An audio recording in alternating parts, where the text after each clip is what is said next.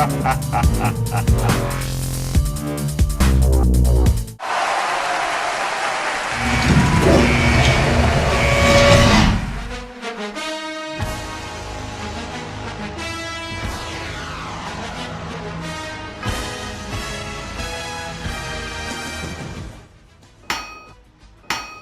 think it's safe to say that everybody had a horrible week last week out there in YouTube land, so let's get into it. Our first game is Cincinnati traveling to Baltimore. Baltimore is not, I don't think is going to be favored. Cincinnati is the much better team here. This is a good AFC North matchup, and Andy Dalton has been on fire. One of the top 5 quarterbacks in passing yards, which isn't hard to believe with AJ Green, and now their new wideout, Marvin Jones. This game is going to be awesome, but I think Cincinnati's going to pull out the win. Baltimore fell to the Browns last week while the Bengals were upset in overtime against the Dolphins. The AFC North has been so disappointing this year, and you'd think this game would be a better matchup. Sadly not, so I'm going with the Bengals just because I think they'll maintain the hold they have right now in the division.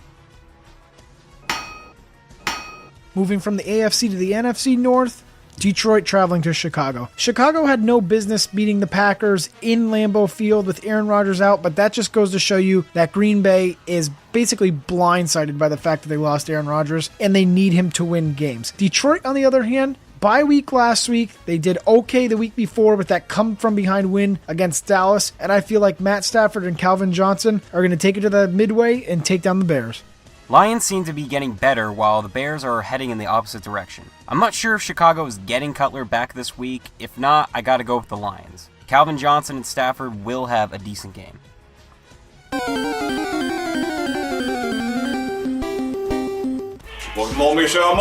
Mears. What's up, YouTube? What's up, sports fans? It's Sean Peep. Hey, folks, it's the football guru here. Hi, I'm the mass tweeter from Parts Unknown. Hello, Internet. All right, we are here for week 3 now. What's up, football freaks and geeks? I'm Justin. Let's take the man's money.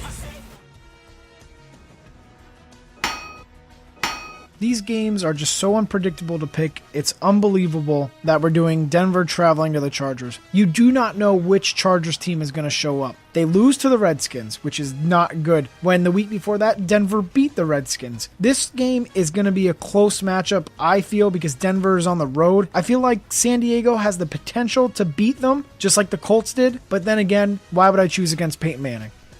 The Chargers blew it in Washington on Sunday while Denver took their bye. San Diego has been off and on the entire season, so I don't trust them. Manning will come back well rested and do some damage to the Charger defense. Quite possibly my favorite matchup this week, the Cowboys traveling to the Saints. On paper, this looks like a blowout for New Orleans, but Dallas's come from behind win against Minnesota really showed their potential at home. But can they do it on the road? My guess is yes. Tony Romo shows up, takes down the Saints after losing to the Jets. The Saints looked like complete shit against the Jets, so why can't Dallas's defense keep Breeze on the ground just like the Jets did, and Dallas will come out with a win.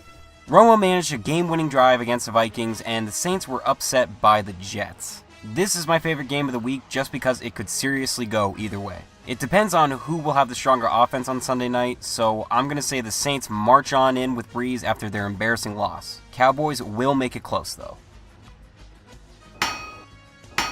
Call me biased, but I'm taking the Atlanta Falcons over the Seahawks. A good rematch from last year's playoff game where Atlanta won in the last 35 seconds with Matt Ryan. The Falcons do not have the weapons that they need to beat the Seahawks, but I feel like the game being in the Georgia Dome and Seattle being on the road, I feel like Atlanta can knock them off their high horse. For my upset, I got the Bucs winning their first game against Miami. The Dolphins almost gave up a significant lead they had against the Bengals and were lucky they were saved by a safety. The Bucs fought hard in dangerous Seattle but just couldn't get the job done. They are really due for a win.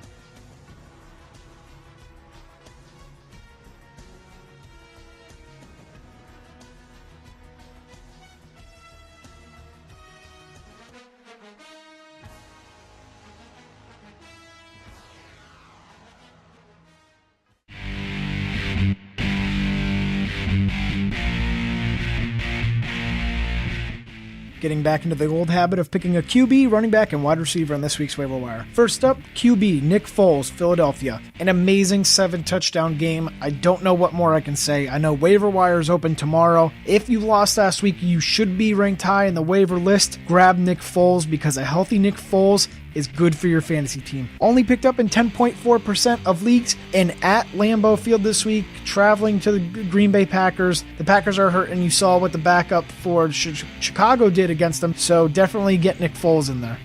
Next up is Rashad Jennings, running back for the Oakland Raiders. Rushing for over 140 yards and a touchdown is a big thing to come by in the NFL, especially when you are somewhat of a backup. Oakland has a favorable matchup against the Giants. Giants defense giving up a ton of yards and a ton of points this season. Only picked up in 4.6% of leagues, so definitely get them while you can. Last but not least, Doug Baldwin from the Seattle Seahawks. The Seahawks have an amazing opportunity to do what they can through the air against the Falcons defense. I know firsthand the Falcons defense sucks balls, so Doug Baldwin has a very favorable matchup against Atlanta. Only picked up in 6.0% of leagues. I don't know what more you could say. He got a touchdown last week, and he's going to look to get another one this week.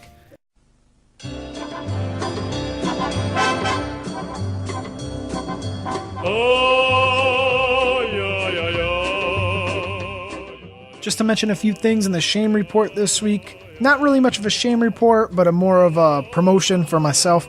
Me and my buddy T-Pops, who does the Upset Pick of the Weeks, just started our own radio show, Two Dudes, One Broadcast, which I will put the links down in the thing if you want to listen to us every Friday from 2:30 to 4:30 Eastern Standard Time, of course. We play a bunch of indie and unsigned artists, so if you know anybody that makes music, professionally produced in the studio, of course, you can email us to the email. I'll put it down in the description below so you can get your music played on air. I go by the name of Hatbox, of course, just like my YouTube channel. Another thing, we're going to be starting up the top 5 again. If you have not watched it and you watch this channel for NFL picks, go check out the top 5 playlist. Me, Tensa, one of my buddies, Corman, and T-Pops, every week during the summer, during the last few weeks of summer, we did the top 5. It was a series of, we picked subjects like your top 5 favorite colors or your top 5, things taken to a desert island. What are those 5 things to you? I know one of them was Pokemon, movies, TV shows. It's got a little bit of everything for everybody, so go check that out because the next episode will come out around Christmas time. It's going to be the top 5 songs. Everybody's looking forward to it, but I want to make sure that we build the fan base for it before we actually bring it back. So go check that out, like the videos, comment, let us know your thoughts.